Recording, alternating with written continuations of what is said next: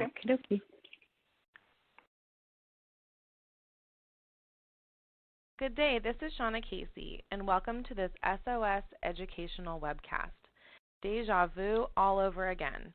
Stock administration issues that come up over and over.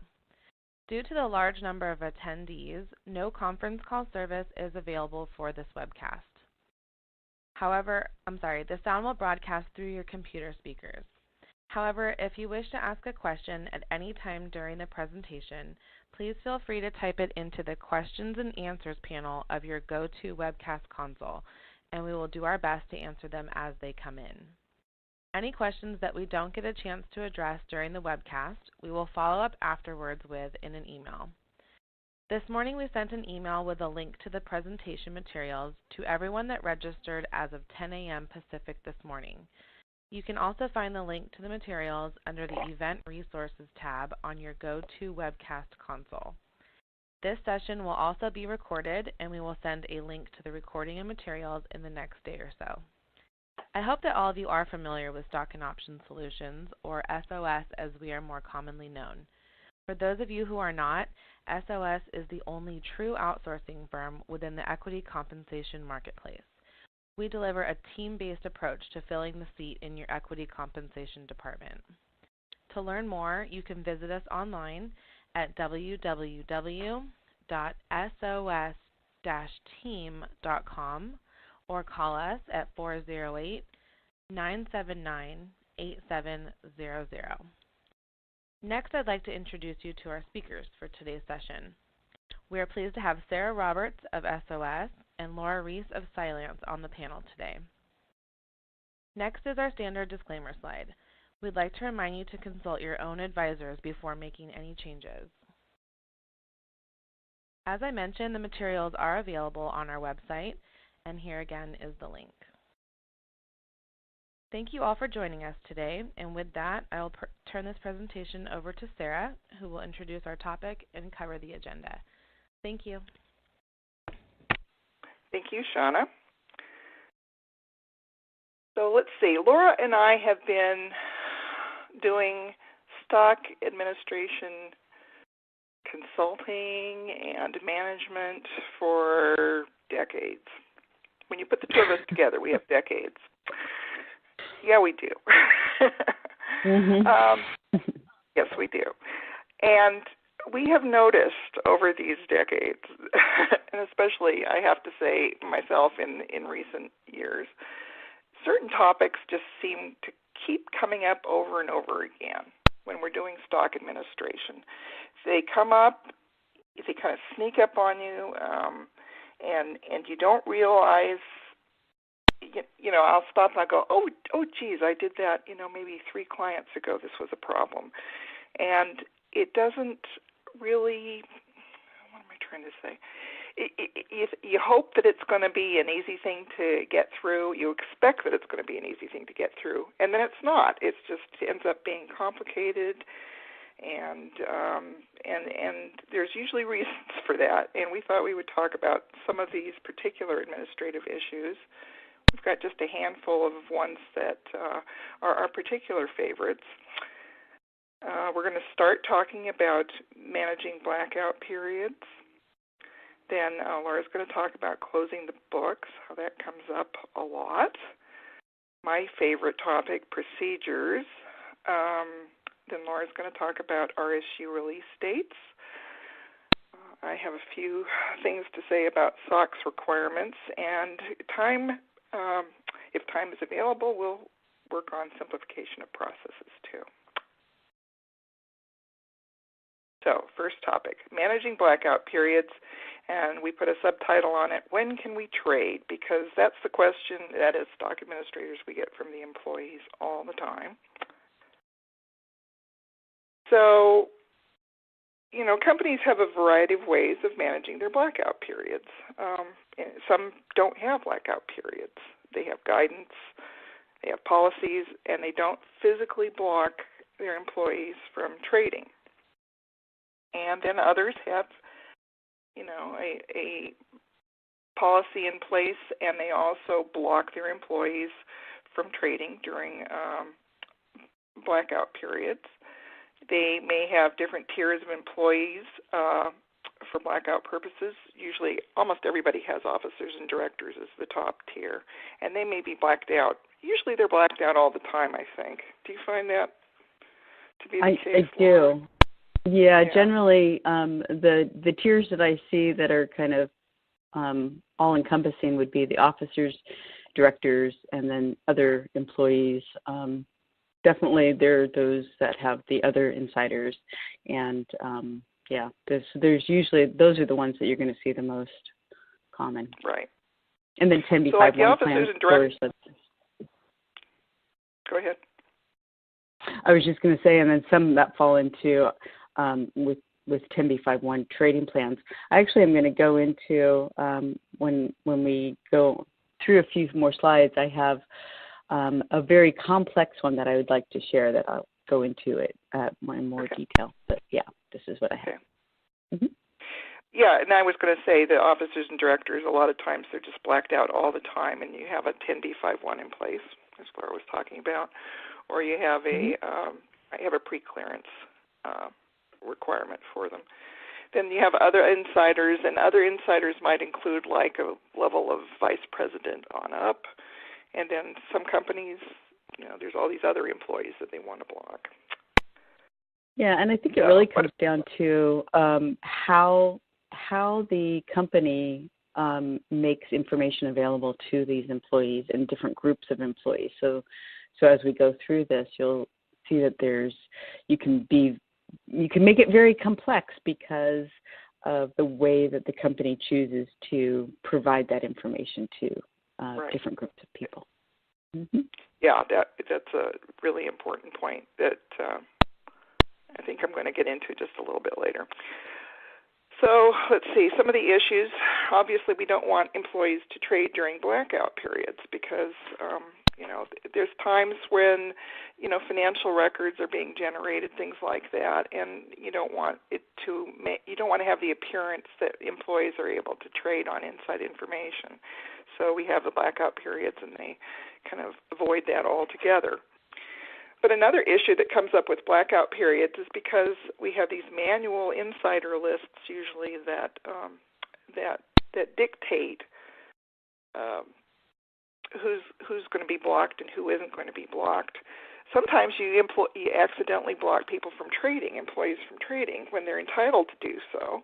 And that's not good either because, it's a benefit you're giving to your employees. And if you happen to be in a company that has really volatile stock prices, if they're accidentally blocked, you may be, preventing them from some big gain that they're going to not be able to take advantage of when they are unblocked later. So it's really important to make sure that, we know who we're dealing with, that we block them when they need to be blocked, and we unblock them when they're supposed to be unblocked. Exactly.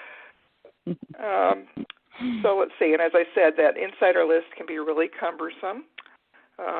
That's really one of the big problems is you have to have this insider list in order to figure out who's going to be blocked or not blocked. They're not always kept up to date.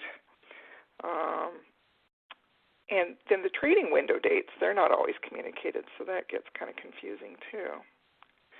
So what have we seen around blackout periods? Well, I'm going to tell you quickly my story, which is the worst one I've had to deal with from an administrative point of view, was 3 tiers. So it had the officers and directors at the top tier. It had maybe, senior directors on up in the second tier, and then there were a lot of other people who were kind of cherry-picked who were on the third tier. And then there were different periods of time that they were blocked. So you had to keep track of all these things, and it was crazy. And then the insider lists, I've run into that so many places. They're not kept up to date, and then finding somebody who will take responsibility for it can be a real challenge. I've had places where they really think that stock administration should be doing that. I have to tell you that when it's I walked in as a consultant and people go, okay, you put together the insider list, and I'm going, boy, if there's one person you do not want doing this, it's me, because I don't even know what your company does. So how do I know who your insiders are? I mean, as a consultant, you really don't always know. I'd like to go through a very complex structure that I had at one company. It involved multiple tiers, and in addition to multiple tiers, it involved multiple dates that applied to different groups depending on where they went. So this is like the one type that you don't want to do, but this is what I had to do at one point. So we had the tier 1, which was, your section 16, which is going to be kind of a small group, but they're always blocked, they're easily identified, and they're always going to require that special handling to process the trade, and generally requires the pre-clearance approval process from the company, and usually are in 10b5-1 plans. So that's usually the first tier. As we talked about, officers and directors fall into that group, and usually pretty easily to identify. Then we had another group of people who were deemed to be insiders, and they were required to be on a 10b5 trading plan. So you had to keep them blocked unless they went off of their plan. And so there was an aspect there that had to be managed as well. In addition to that, we had another deemed insider group, which is a little bit different from the tier 2. So this would be what I would call tier 3. And there were about 50 employees who fell into this category. And it was all because of how they had access to information.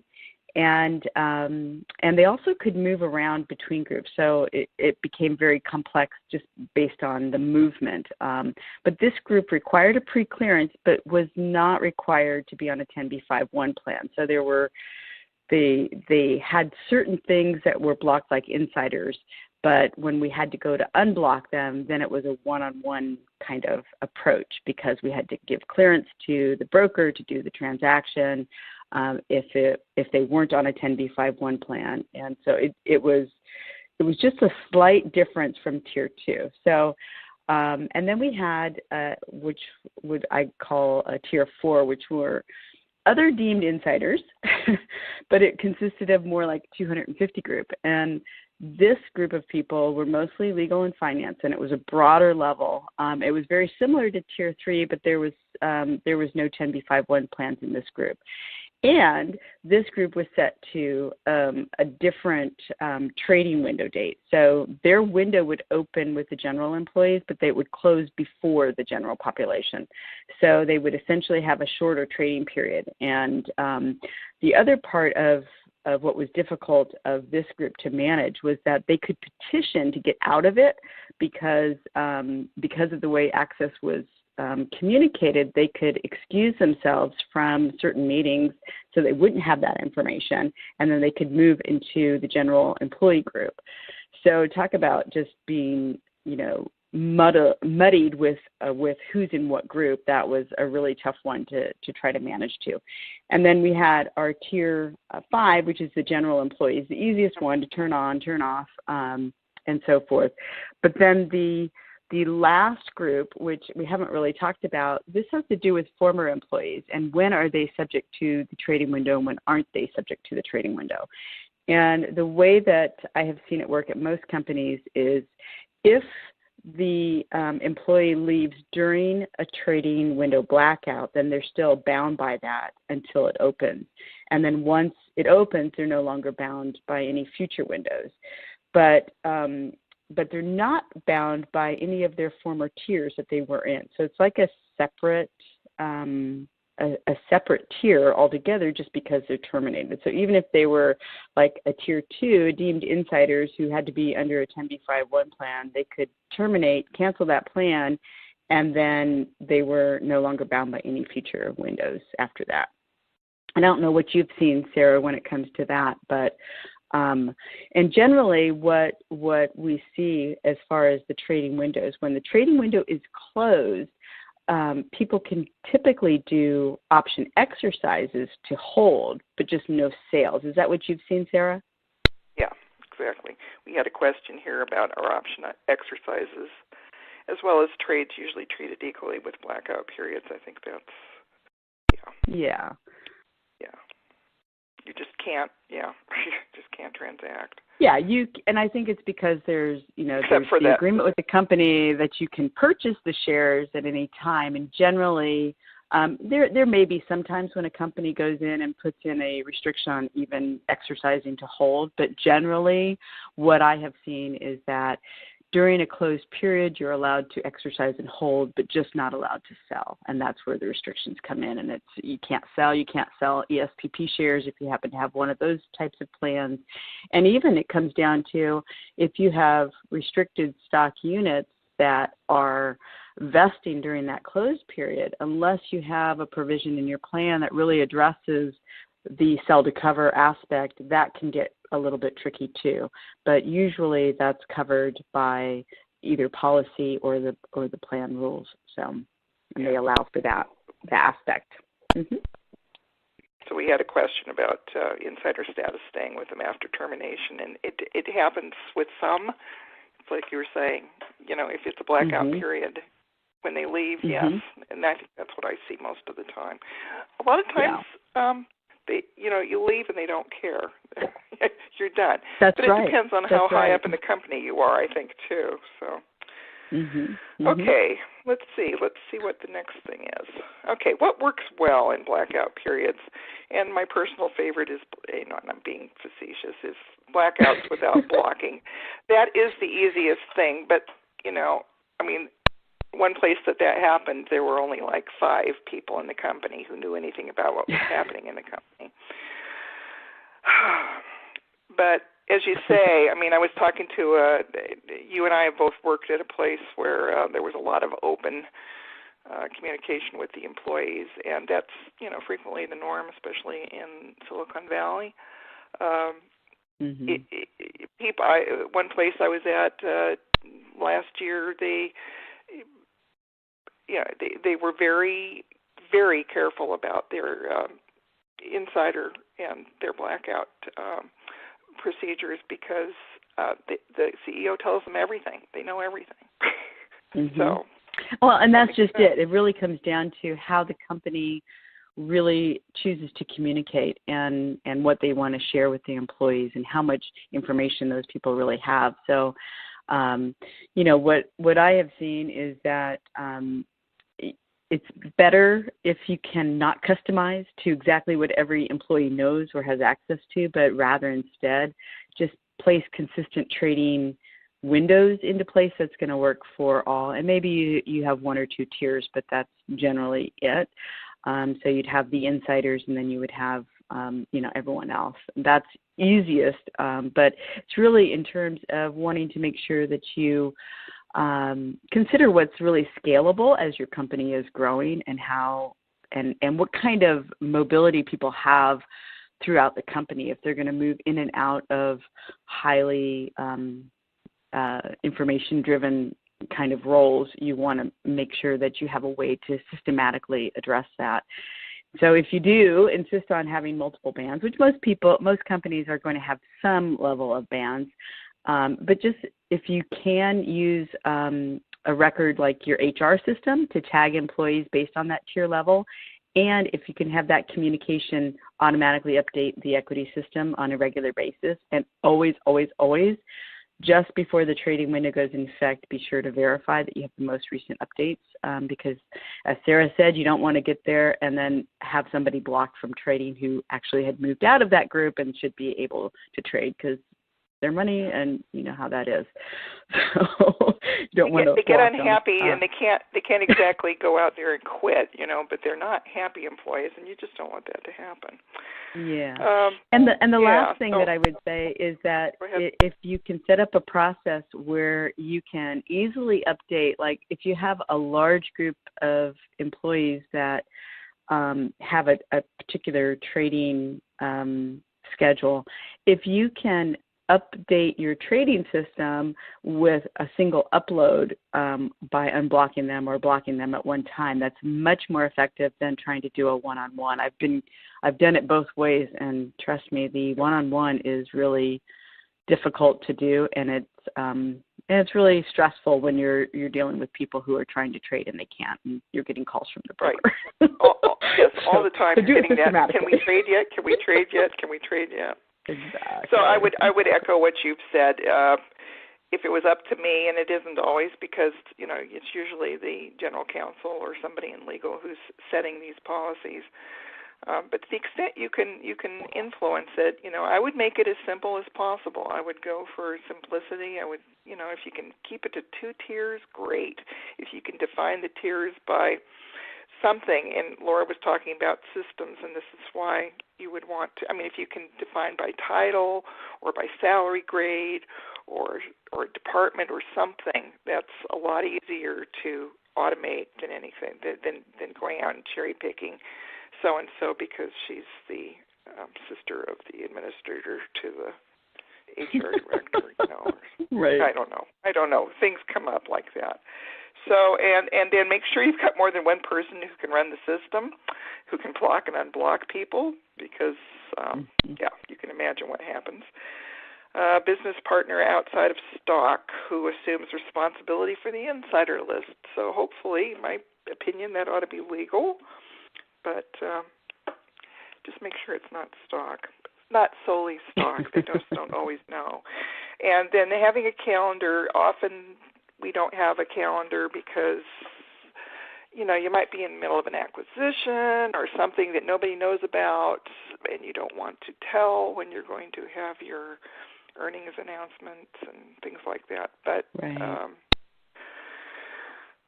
To the extent you can get it out there and put it on the internet, that's a great thing for the employees, and it minimizes those emails that we get about when can I trade. Yep. Okay, Laura. All right. So I want to talk a little bit about closing the books, and I heard at one company they had this acronym, the ABCs of closing, which is always be closing, because we are forever closing, it seems like. So let's go ahead and jump in there. There's always a lot of issues around closing, and how much do you really need to worry about as the stock administrator. So, but I look at, in some ways, we are always closing the books. We're either preparing to close and figuring out what we've got going on that may impact close. We're actually going through the closing process of running all of the reports and reconciling and ticking and tying everything. Or we're finishing up the close because some adjustments have come through and we missed something along the way. So it feels like there's always this better part of the month that we're going through some aspect of that close. So you might have a week or so where you're not really working on it, but other than that, it seems like ABC is true. You're always closing.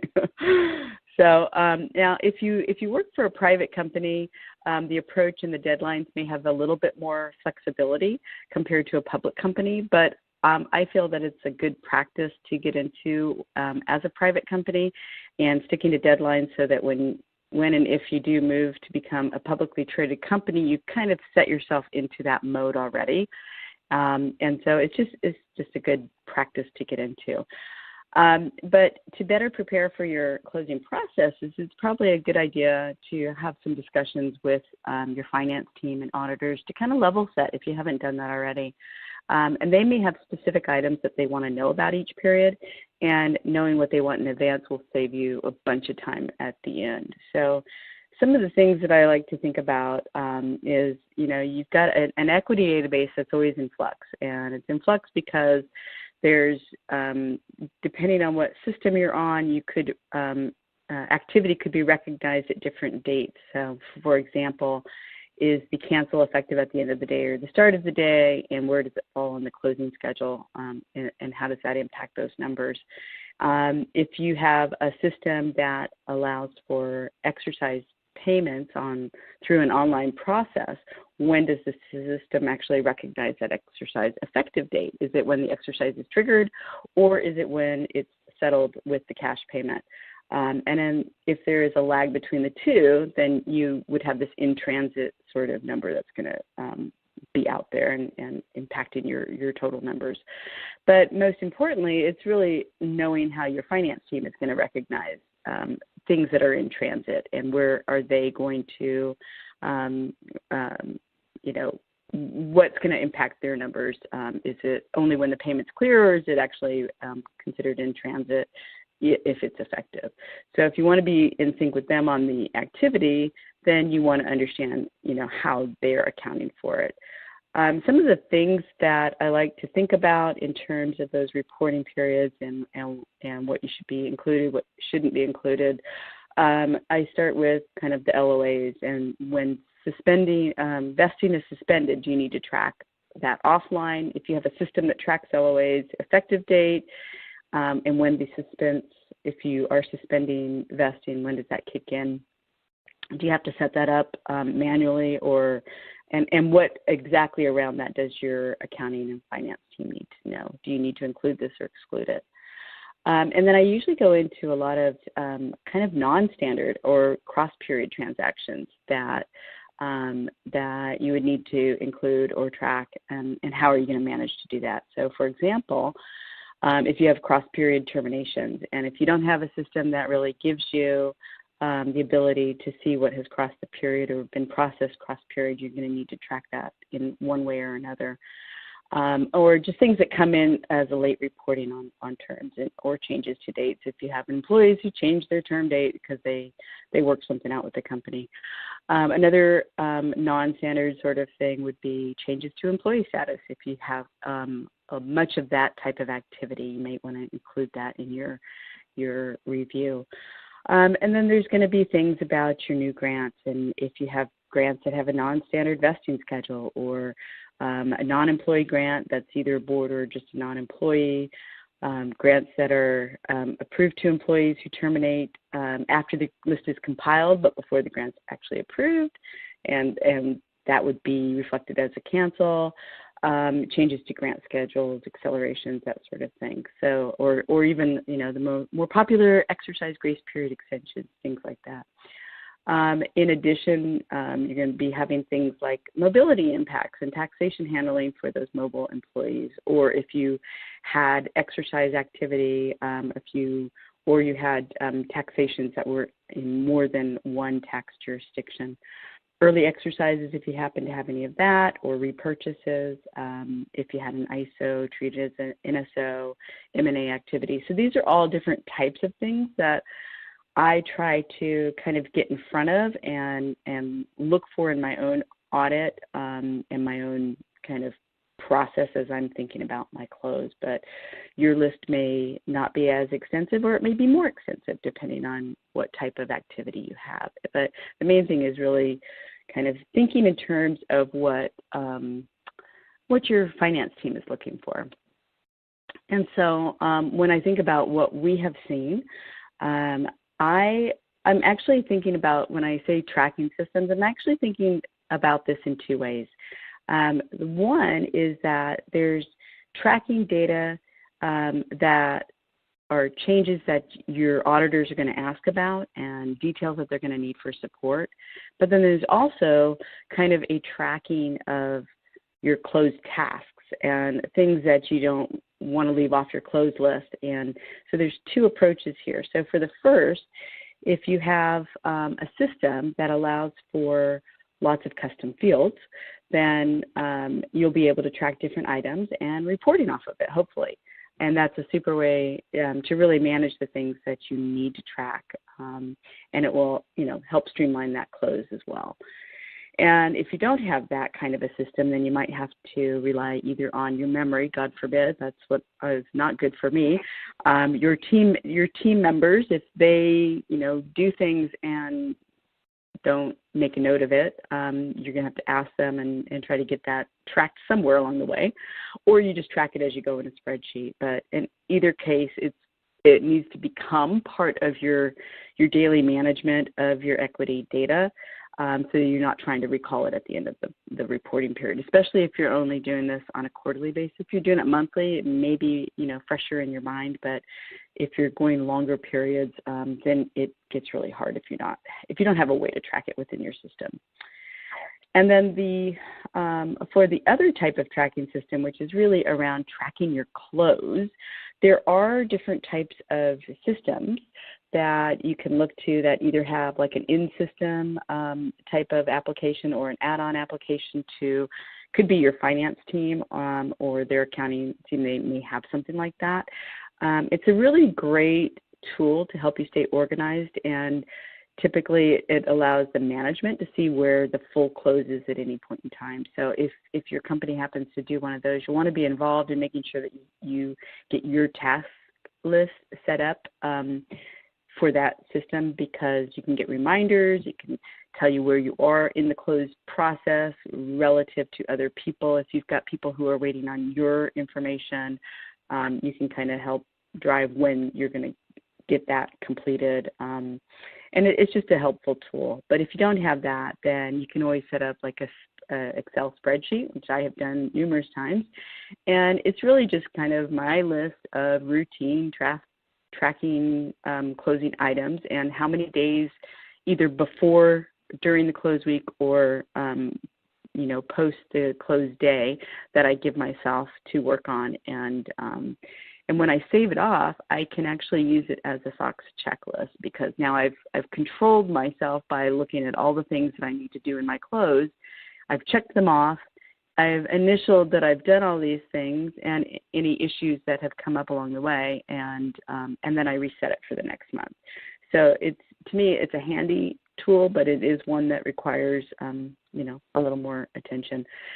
And then the last thing that I've seen that seems to work really well is, in addition to that, is just having those routine meetings. So prior to a closed period, and especially at least, on a quarterly basis, having those meetings, having those discussions with your colleagues and your finance team will help you keep you in line with the auditors, as they approach those different period ends. And so that's a lot of the stuff that I have seen that has been helpful for a close. Sarah, have you seen anything different or more?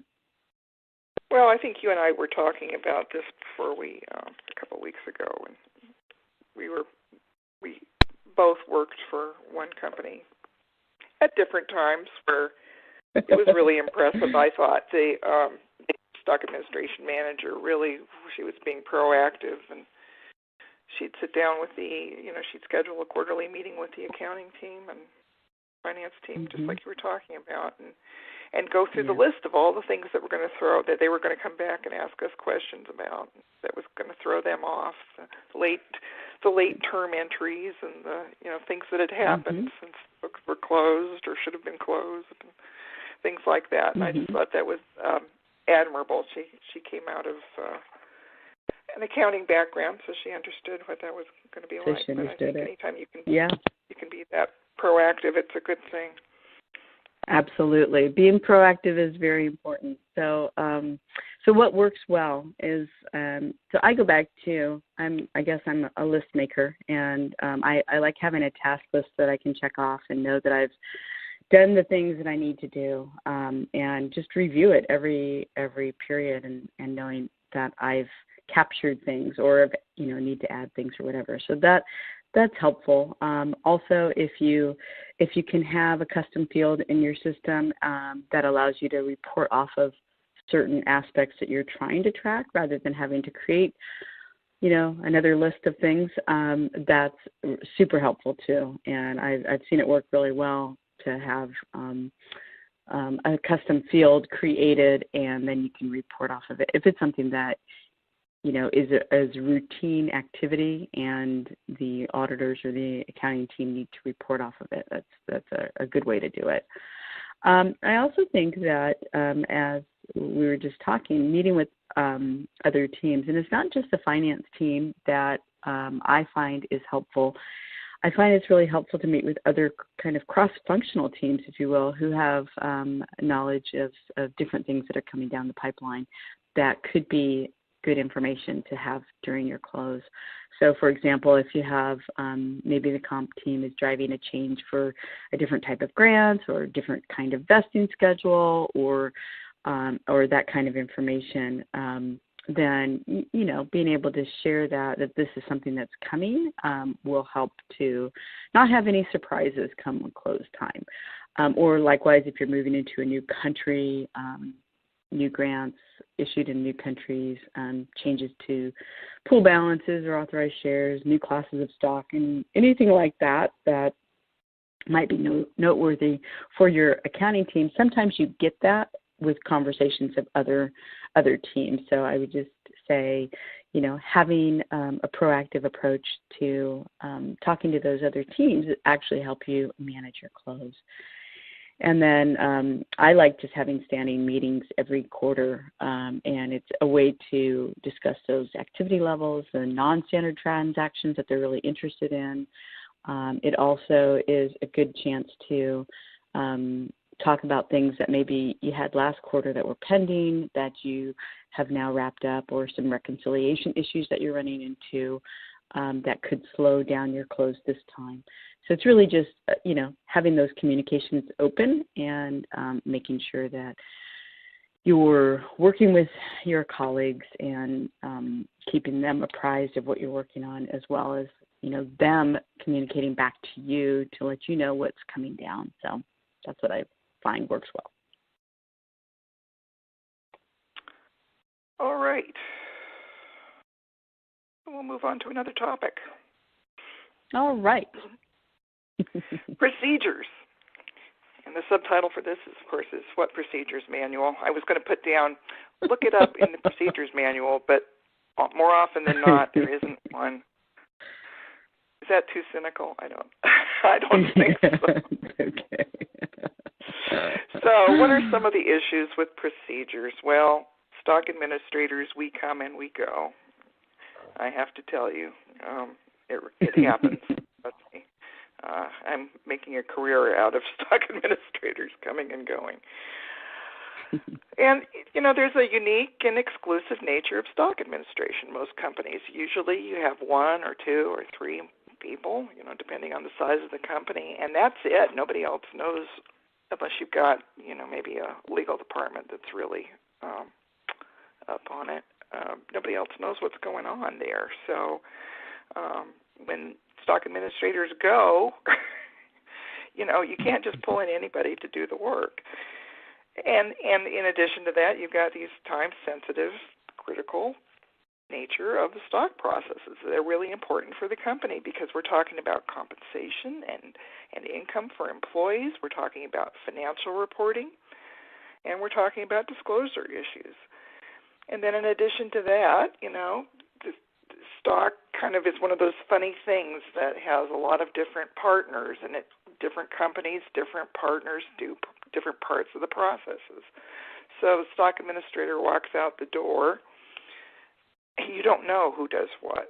So it's important to, in my opinion, it's very important to have procedures. So the good news is there's companies like Stock and Option Solutions and other companies that offer interim support. But as a person who does interim support, I have to tell you, it is a lot easier to do it when there's a record of how things are done. So what have we seen? I've seen no documentation at all. That happens a lot. It's all in the former administrator's head, and the former administrator has left the building. So there you are. Often there's documentation, but it was written, 7 or 8 years ago, and here it is, 2018, and everything has changed, so that doesn't help very much. And the rare exception has been that you find once in a while somebody's completely documented everything. What have you seen, Laura? Well, I agree with you. I have seen all of that where there's no documentation, there's old documentation, and there may be some that are complete. I have also seen, and this is rare, but I have seen in cases where the documentation is over the top detailed. So trying to figure it out. Yeah, that's a good point. It's good. It's good, but it can be overwhelming as one who has to go in and try to figure out what are the really the key points that I need to know and understand.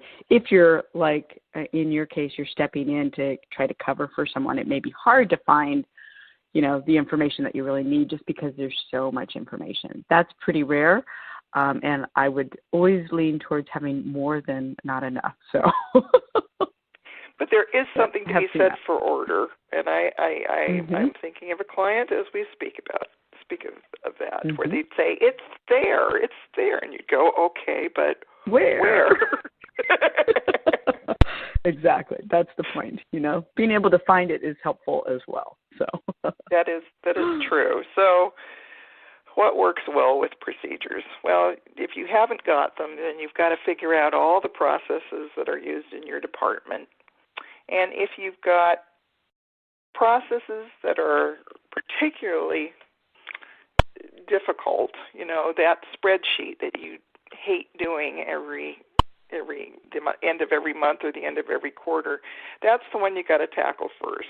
You want to make sure that that's thoroughly documented, and the ones that are big, messy things with lots of that nobody's going to be able to figure out, that's what you've got to document first. As you go through your processes, write them down. And I've had people say, I'm not good at writing down processes. And I used to think that was a big cop-out, but I now understand there really are people. I'm sympathetic. There are people out there who just don't think that way. They just can't, they can do it, but they can't sit down and write down what they did. And I don't know why that is. That's for another session, I guess. But if you're not, I thought, well, here's a good thing. Go out and find somebody who is good at writing stuff down and have them help you, just and I thought that was great. But then you and I were talking a couple of weeks ago, and you said screenshots, and I went, yeah.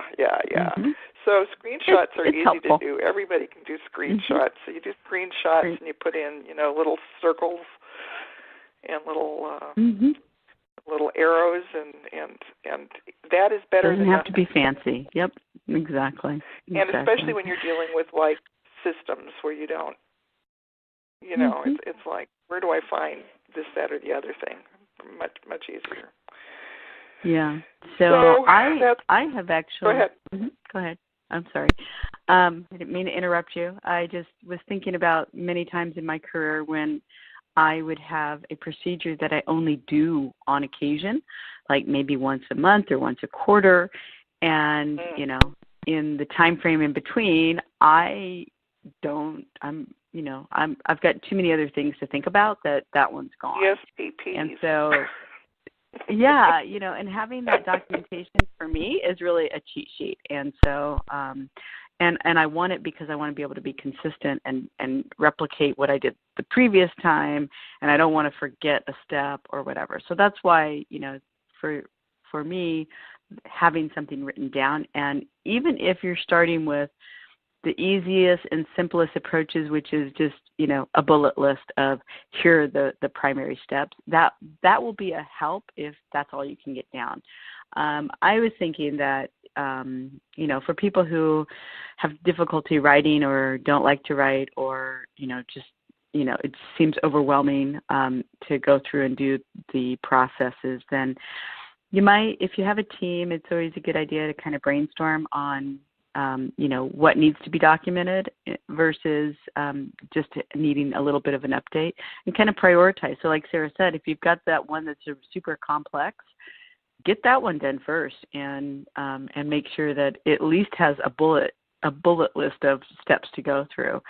Another thing that you can do that I have found to be super helpful when it comes to processes and the writing of it is having a shared working document. And I don't know if that's if it's some kind of a Google shared document or whatever, but it's someplace that different people can go in and as they have free time, or they have a moment, or they're thinking about an exercise or a procedure that they want to get through, can start adding, comments and working through it.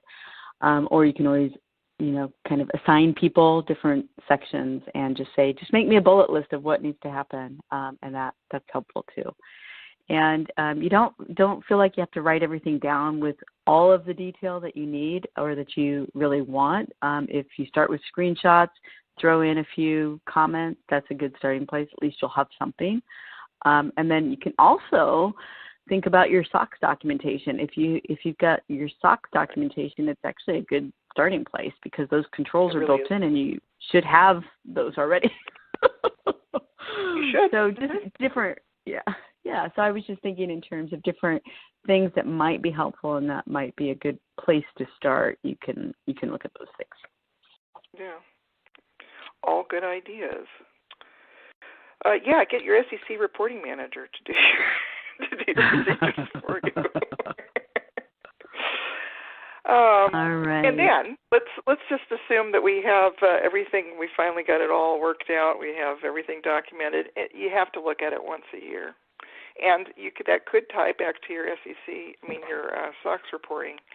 Your SEC reporting manager or whoever's in charge of that, the auditors, are going to make you look at them once a year anyway. So, yeah, important to review them annually. And then the other thing that I think really helps is if you just, as you're adding processes to your department, just be aware that they need to be documented. Okay, we've got a new system. Okay, we've got to, document how that works, or we're going to do something differently than we've done before. Well, we've got to put that in so that people know. Just being aware. Definitely. Being aware. That's right. So I think. All right. Shall we? For you. Yeah. You start on it. Oh my goodness. Yes. Release dates. RSU release dates, and how did we get so many of them? Oh my goodness. This has been an interesting change that we have seen over time, I would say. I think that there are a lot of issues with RSU releases, and it can be just an overburdensome, time-consuming type of work if you let it. I do think that more companies are moving to streamline this process, which is really great to see. But I want to share some things that happened several years ago when I worked for a company, when I was really first exposed to releases. And these were releases that were tied to hire dates, which were at that time not even done on a consistently weekly basis. So they were pretty much all over the place. And they were also on a monthly vesting schedule, which is crazy talk for releases. But you all know that probably. Needless to say, we had to do a lot of prep in advance. Well, usually a month in advance, you're doing forecasting for the finance teams and payroll and make sure everybody was ready to go as those different events took place. And there are things like, scrubbing against your year-to-date taxes and making sure that you have the most up-to-date. And then also like how you calculate for mobile employees or those outside the U.S. And all of that can become a really challenging proposition when you're talking about a regular cadence like I was working on. And the other side of that is really the tax election side. So that's another aspect of the release process that can be overlooked at times. If you have a system where it's sell to cover, it's much easier than if you have multiple elections. But I have worked with companies who did multiple elections, and it was a little challenging. So one that we did was where we allowed employees to choose to pay cash for their taxes, which employees like because they get to hold more shares, and if they're feeling good about the company, then the more the better. But the way that we did it was the employee had to make that election, that investment decision during an open window only. And it had to be at least no less than a month before the actual vesting date. So that can be challenging just in itself, just trying to figure out, okay, where's our blackout? When are we open? Okay, can they choose now? So, it's just it can be a struggle there, just even managing that piece.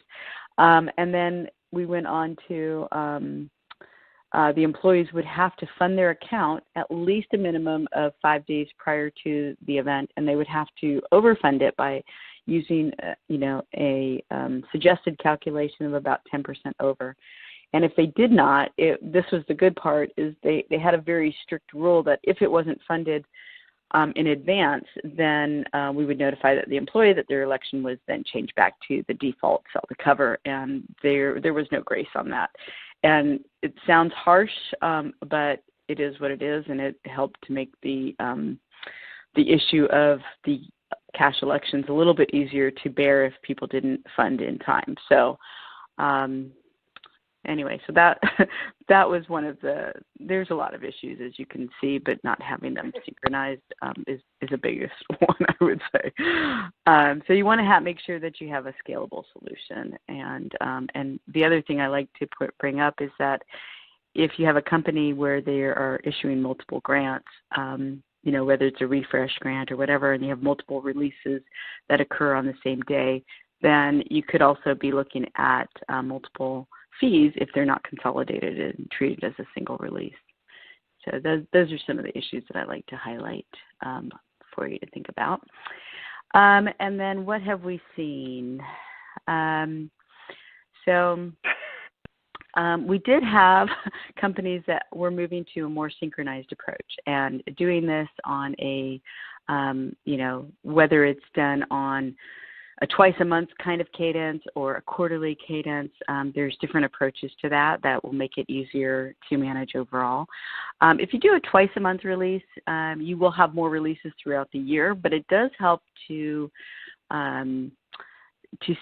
straight line that cash flow when you're thinking about in terms of the employer contribution for the taxes. And it's a little bit easier, but if you're on the quarterly synchronization, then you have a couple of different issues, and that's you might have some employees who have a longer period to wait before they start their vesting on that quarterly cadence, which that may not be a big deal to the company if they're really just trying to streamline the process. But you also have to consider that you are going to have that growing population over time. And again, if you have a company that's issuing a lot of refresh grants, just be prepared to working on that quarterly event for a lot more time each time, because you have a lot more to reconcile, a lot more that you have to look through and get the taxes right and reconcile. So I think there's pros and cons to both approaches, but I think having it consistently, whichever way you go, is much better than having them just kind of willy-nilly all over the place. So yeah. And I wrote, excuse me, I wrote the slides kind of toward the quarterly because I guess that's my own bias. I've had a couple of clients recently who are doing the quarterly thing. They get credit for the time that, when they start, but then the actual grant is granted on the day that, whatever, the 15th of March or June or whatever. Of that quarter, Yeah, exactly. I kind of like it. I mean, you can get all the work done. It's coming. You can get all the work done in advance. You get everybody to accept their grants on time and all of that sort of thing. And it kind of becomes more of what I've noticed is that it becomes more of a anticipated event for the employees. So they're kind of watching for it to happen. I think that's kind of a nice thing. I mean, a lot of times, it's from a compensation point of view, but a lot of times people don't even notice definitely.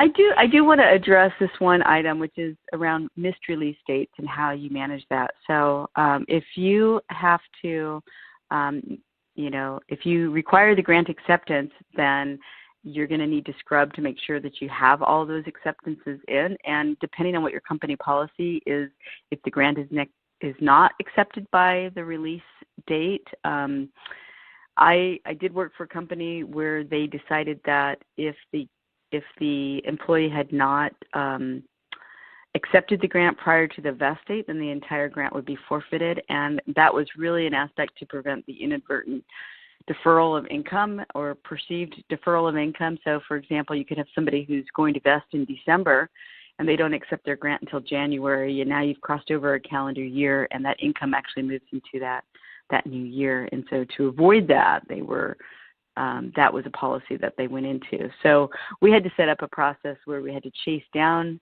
all of those acceptances to make sure that, I'm sorry, you remember that, but we had to make sure that employees accepted them before that release date so that that we didn't run into that issue. So lots of different approaches there. And then I think we've talked, let's see, the quarterly releases being a good thing.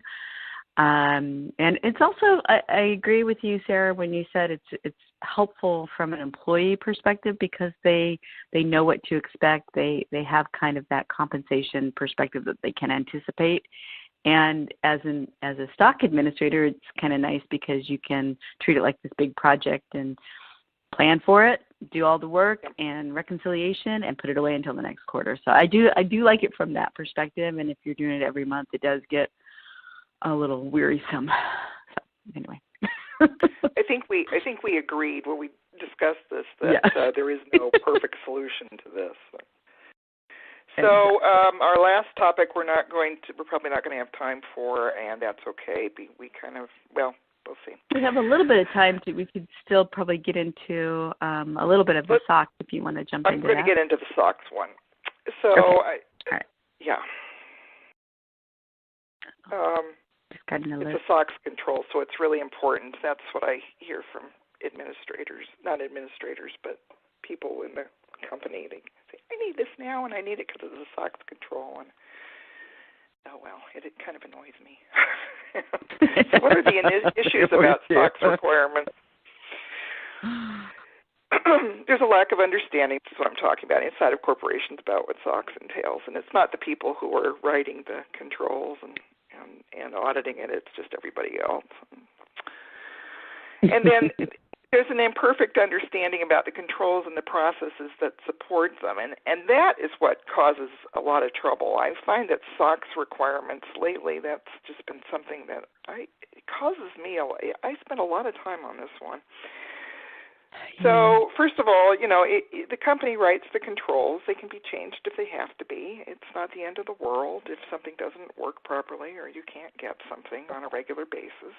It's just good to be kind of calm about that.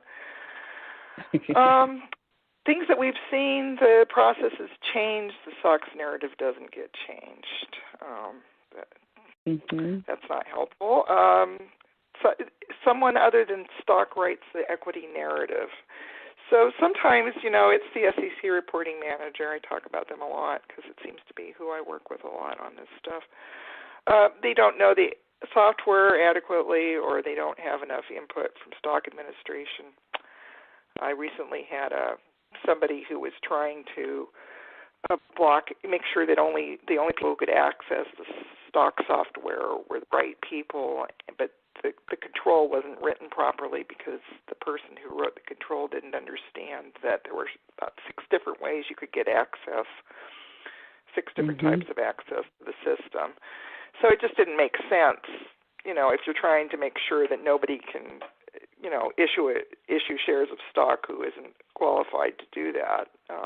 That wasn't what we were accomplishing. And then another pet peeve of Sarah's is the SOX narratives that are written with individual names instead of job titles. You end up doing a lot of rewriting if you do that. That's true. I have something to add there that okay. This is something that I have seen, and it's really just an understanding of how the controls are really designed to work. So I have an example of one, and I'll tell you what's wrong with it. So, for example, you have a control around how and when the grants are imported into your system. So you might have something that says the approved grants are uploaded via an import tool into the equity system. Something, that's pretty okay, that you're going to upload them once they're approved.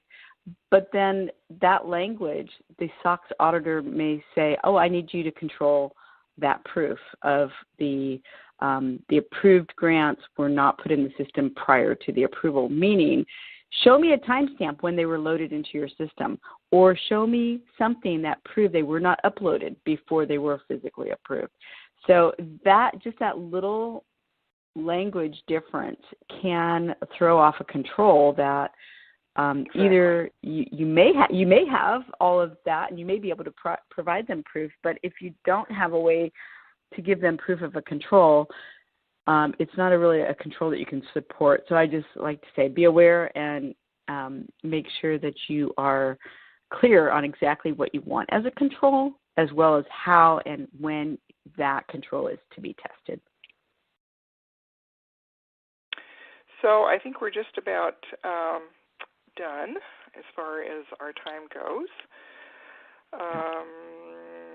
Shauna, do you want to take over at this point? I do. Thank you. Let me get up. Okay. We have some other slides, but we don't need to get into them. Sure, no problem. Thank you, Sarah and Laura, for joining us today. And thank you all for attending today's educational webcast. I did mention that we'll send an email out with the recorded session and materials that were covered today. So thanks again, and have a wonderful day. Bye-bye. Thank you. Bye.